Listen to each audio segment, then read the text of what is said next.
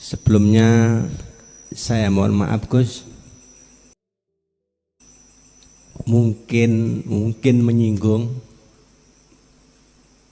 Begini Gus, antara zat dengan hidup. Waktu di pengajian di Jaya Baru sana, saya pernah menanyakan soal zat dengan hidup. Katanya sama. Terus yang saya tanyakan, mengapa setiap pengajian yang seringkali muncul itu hidup itu, zatnya jarang sekali. Zatnya jarang. Nggih. Terus gimana itu? Makasih Gus. Injih. Assalamualaikum Pak. Waalaikumsalam warahmatullahi wabarakatuh. Zat dengan hidup itu sama dalam arti substansinya, pengertiannya. Walaupun beda bahasa. Kalau bahasa Quran alladzi, oleh karena jenengan kali kula niki orang Indonesia atau orang Jawa, malah kadang saya mengatakan urip, lebih banyak hidup. Hidup itu adalah bahasa, termasuk bahasa Indonesia. Tapi maksud saya hidup atau zat itu bukan sifat. Bapak Ibu, di dalam sifat wajibnya Allah 20 itu ada sifat hayat, hidup. Lah hidup sifat hayat itu proses dari 4 perkara. Zat, sifat, asma, af'al. Alasan dan dasar bagaimana antara hidup dengan zat itu kok sama? Padahal hidup itu katanya proses dari manunggaling zat, sifat, asma, af'al. Ngeten Pak. Yang ku maksud hidup, yang ku maksud zat, itu bukan sifat, bukan asma. Sesuatu yang pantas dinamai itu. Loh, ngerti? Apa? Itulah laisa lahu kamislihi sayun. Saya kalau masuk di dalamnya hidup atau zat itu tidak bisa berbahasa. Saya tidak bisa menamai. Saya tidak bisa mensifati. Saya tidak bisa menggambarkan atau mengkalamkan. Itu sebetulnya di situ. Sehingga bahasa sederhana saya, biasanya yang saya katakan, Allah adalah nama, kita harus kenal yang memiliki nama Allah. Yang kami sebut sebagai zat atau hidup. Zat dengan hidup, sing tak maksud hidup itu bukan sebuah sifat. Bukan. Zat juga begitu, bukan yang saya maksud sebuah nama. Bukan. Bukan. Jadi zat, sifat, asma, af'al memang benar. Kumpule petang perkara disebut sifat hayat. Sing ku maksud bukan sifat hayatnya. Yang dikatakan wujudnya Allah bukan itu. Sesuatu yang saya tidak bisa berucap. Terus dengan apa kita membuktikan?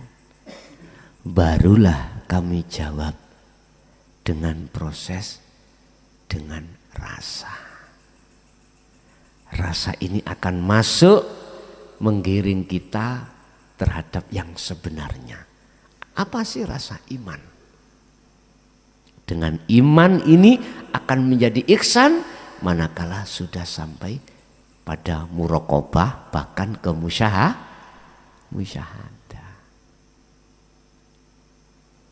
Kalau pertanyaannya mengapa saya selalu menyebut hidup? Nggak ngeten nggih? Karena zat sifat asma af'al kumpuliku menjadi hidup. Tetapi kalau dimasukkan terhadap maqasidul a'dham, substansi saya ngomong hidup, ngomong Allah, ngomong zat sama. Sesuatu yang kami tidak bisa mengucap, itulah yang memiliki nama Allah, itulah wujudnya Allah. Ya kudu Anda harus bisa ketemu di situ. Udah habis sudah. Bapak Ibu, kalau jenengan sudah punya teori untuk sampai pada Allah, saya pesan jangan menyalahkan teori orang lain yang tidak sama dengan teori jenengan. Dari segi apapun, tolong. Anda sudah tahu caranya tahali nang tajali. Tahali nang tajali, tahali menuju tajali. Nafi menuju isbat. Pelepasan diri untuk menuju pada Allah. Kalau sudah tahu sistem, jenengan tolong jangan menyalahkan sistem yang digunakan orang lain. Tolong sekali lagi.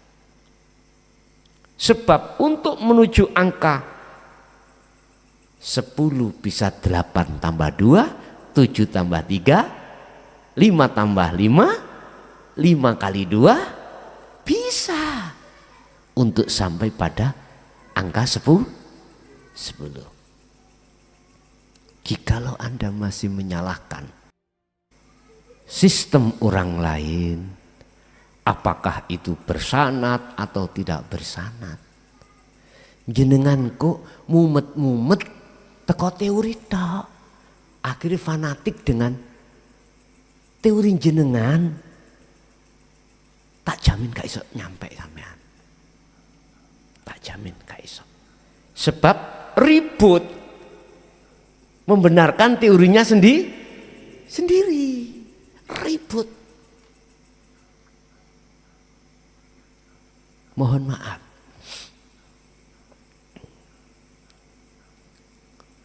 saya hanya memberi pendapat mawon ya. Bukan berarti saya menyalahkan ya, memberikan pendapat, saran. Tapi jangan salah paham, saya tidak menyalahkan. Jenengan lewat thariqah apapun, silakan. Tapi jangan pernah Anda menuduh thariqah kae gak bersanad. Ya. Nek sampean sudah masuk ke ranah situ, pasti Anda akan fanatisme dengan sistemnya sendiri. Kalau yang benar Anda,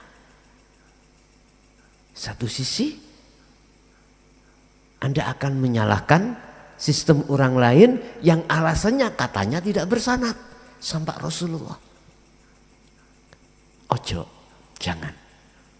Nanti akan mengotori hati kita masing-masing. Gurumu iku ndi? Misale ngaten nggih, nyuwun sewu. Kesanatan ilmunya bagaimana? Pengen tahu aku. Ojo. Estu jangan. Nanti akan menjadi bumerang pada diri kita. Sebab percaya atau tidak percaya, siapa yang memperjalankan di thariqah ini, di thariqah ini, di thariqah itu? Siapa? Allah tak. Pengajaran la ilaha illa ana itu di situ, Pak. Selalu husnudzon terhadap seseorang yang memakai sistem yang tidak sama dengan kita. Ngoreksi Pak, ngoten niku. Jangan kau ikuti. Itu sanadnya gak jelas. Kesanatan ilmunya tidak jelas, jangan. Ngerti? Kita tidak sadar di situ telah dirasuki oleh nafsu dalam diri kita. Menyalahkan sistem orang lain, membenarkan sistem kita sendiri. Tolong hargailah pendapat orang lain. Tolong hormatilah sistem orang lain sekalipun itu tidak sama dengan kita. Tolong. Sebab substansi makhlus syahid, inti daripada ajaran dinut tauhid ini, pelepasan kotoran hati menuju bertemu Allah. Intinya di situ sudah. Urusan guru sampean bersanad atau tidak, mohon maaf, jangan diperdebatkan. Kalau kita perdebatkan, mohon maaf, kita ribut, mumet-mumet di situ, nggak nyampe-nyampe. Karena apa? Kita masih bersuudon terhadap satu ajaran, satu thariqah, dan kita telah keluar dari iman pada Allah. Kan kita sudah yakin semuanya itu adalah yang membikin adalah Allah. Lewat mimbar yang sangat sederhana ini, saya kasih saran terhadap jenengan, siapapun yang tidak sama sistemnya menuju pada Allah, thariqahnya enggak sama, ojo gelut. Jangan saling mengklaim fanatisme, jalannya sendiri, jangan. Belajarlah kita berhusnudzon dan belajarlah hati hanya beriman semuanya, yang berperan adalah Allah. Lupa bahayanya kalau kita masih hanya ngaji tok di situ. Kalau enggak langsung kita itu melakukan uzlah, ilmu ini enggak ada gunanya. Makanya bahayanya kita ngaji terus menerus sebagai muqabbalah, sebagai referensi, boleh. Tapi bahayanya kalau tidak kita tututi dengan tindakan uzlah, ahadiyah menuju ahad, bahaya. Pasti kita akan fanatisme dengan ajaran thariqah diri kita.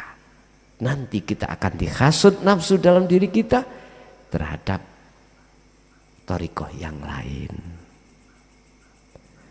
Makanya tolong saya kei saran, jangan. Makanya mengapa saya kasih, ayo belajar mengkoreksi diri kita pada diri kita masing-masing. Sudahkah hati ini telah melaksanakan tahalli menuju tajalli? Wis ben arikh nafsaka minat tadbir. Wis tah iku urusane Allah. Kita jangan masuk pada ranah itu. Iku urusane Allah. Jenengan pun salah faham dengan saran ini. Saya hanya sebatas saran, tidak menyalahkan terhadap sistem yang jenengan lakukan. Ada Pak sistem ngeten, yun sewu nggih. Pengen menetapkan sifat hakikati Allah pada Allah, menetapkan sifat hakikati hamba pada hamba. Ngeten. Dohir niki di ngelakoni elek tok. Supaya ning ati iki gak rumangsa apik dheweke. Menetapkan yen makhluk iku elek, sing apik iku Allah. Dia biar tidak takabur pada Allah. biar tidak merampas sifat wajib Allah. Ada yang seperti itu loh Pak, proses Pak. Itu juga sistem loh Pak ya. Sistem. Dan ini juga pernah dialami salah satu di antara kekasih Allah juga pernah. Dan itu bisa terjadi mencetak hatinya murni nang Allah, bisa jadi lewat seperti itu. Mungkin jenengan teringat ada 21 masuk surga? Ingat nggih?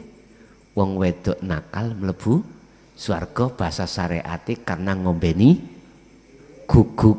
Lah ngeten nggih? Kita kalau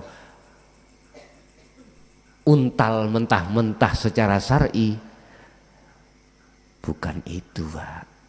Nek pancen secara syar'i ngono, yo ayo nglonte ae bar ngono goleki guguk. Lah ngoten nggih? Mboten niku maksude, mboten ngoten. Itu termasuk sistem, Pak Yohan. Saya dulu memang dipesan siji, nek cara guru kula abah kula dhewe pertama yang mendidik, terus maneh nggih figur, entah sampean mengatakan iku waliullah apa ndak terserah jenengan.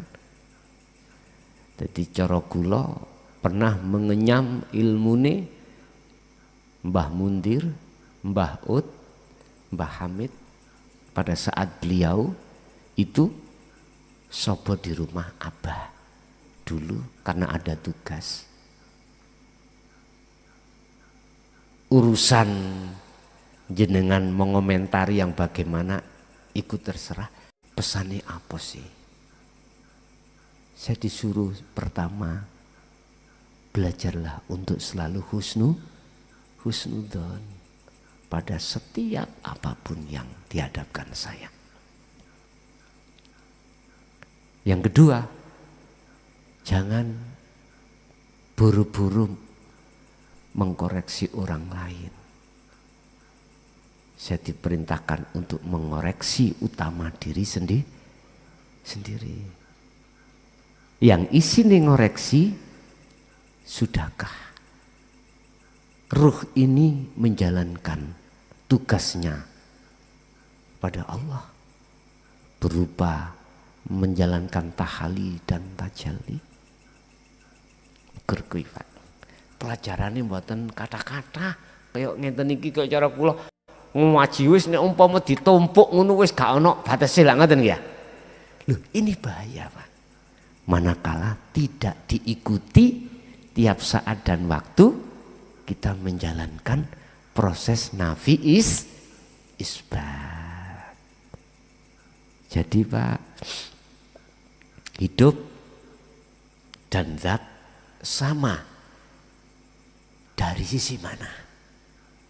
Padahal hidup, hayat itu prosesnya kumpulnya petang perkara. Mestinya kan nisore hidup toh.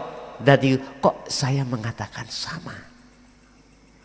Bukan maksudnya hidup itu sebuah sifat, bukan maksudnya zat sebuah nama. Maksudku itu sesuatu yang tidak bisa aku sebut. Bahasa sederhana saya, ya kuwi sing duwe jenenge Gusti Allah. Yang kedua, bahasa hidup biar jenengan mudah karena wong Indonesia. Mengapa saya tidak mengatakan alladhiyai bahasa Arab? Lah ngerti ta? Padahal itu juga sama. Subhana maha suci sapa alladzi zat hidup. Asra kang nglakokake sapa alladzi bi abdihi kelawan kawulane alladzi ai Muhammad bahasa syariate lailan ing dalem waktu wengi iki berkenaan dengan Isra Mi'raj.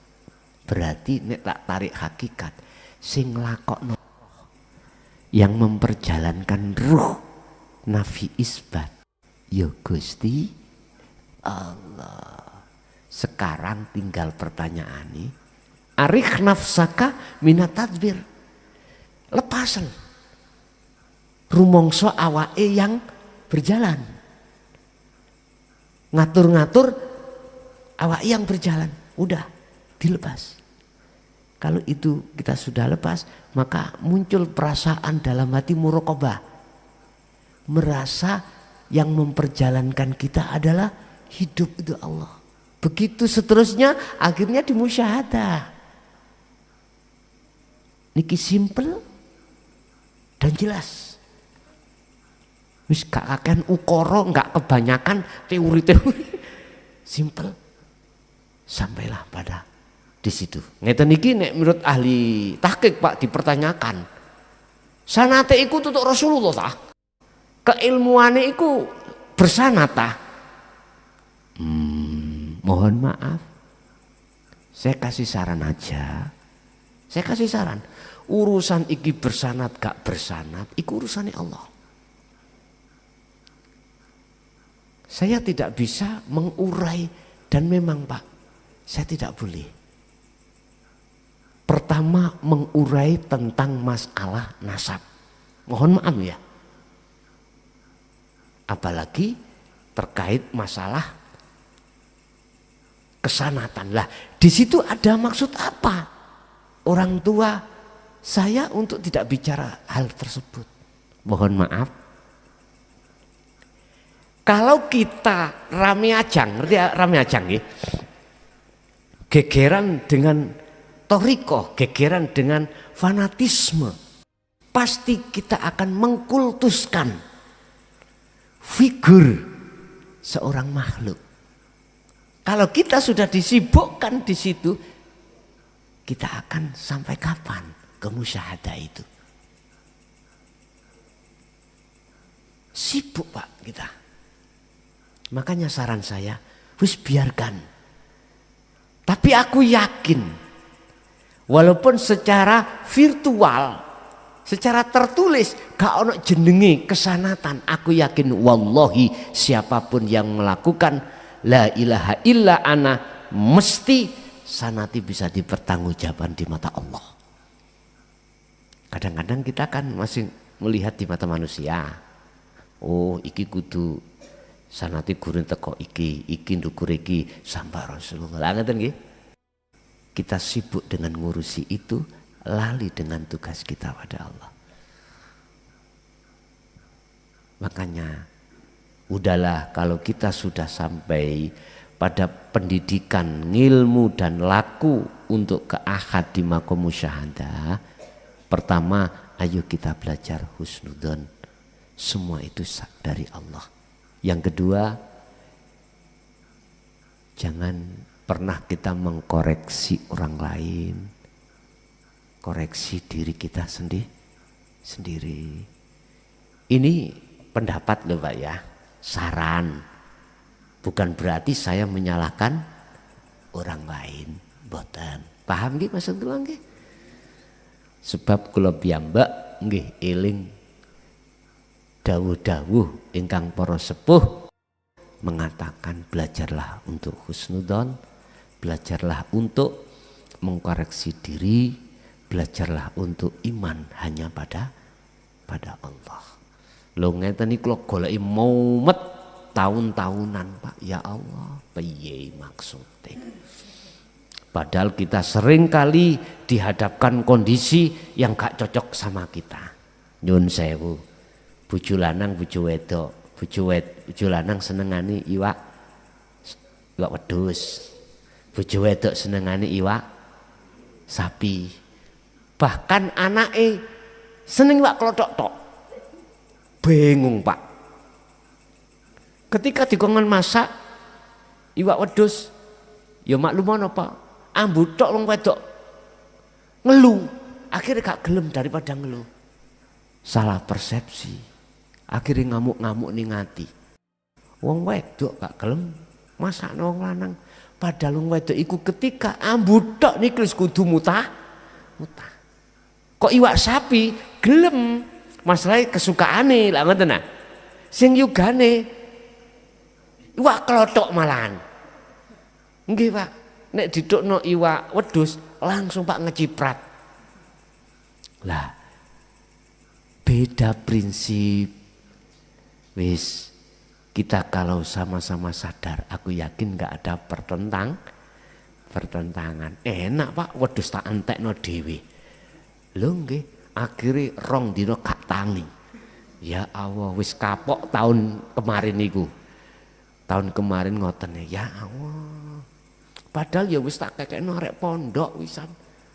Aku ngangah kekil ambek ndase tok. Saya coba tak entekne, ya Allah rong dina Pak ndase sok munyer.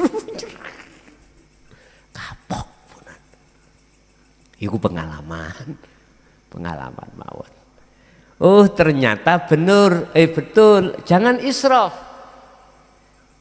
Jangan melampaui batalan ndas itu ambek kekil papat lho Pak. Ya kebangetan ya.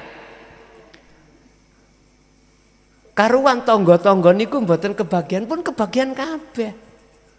Ya Allah, wis kapok wisan. Wis kikil tok ae loro, ndase tak gemeno liya. Wis ngoten. Wis umur wis 50 punjul, Pak. Mbok nek umur 30 ngono sik heeh mawon. Nggih ta ya. Umur ngene iki wis rada dikurangi ngoten. Jane jenengan sing wonten daerah ngeten iki penak Pak. Wis adoh dari makanan sing aneh-aneh. Sing kutha niki serba instan. Ya. Wis kesuwen masak tuku mie. Wis kawus wisan sih. Nggih.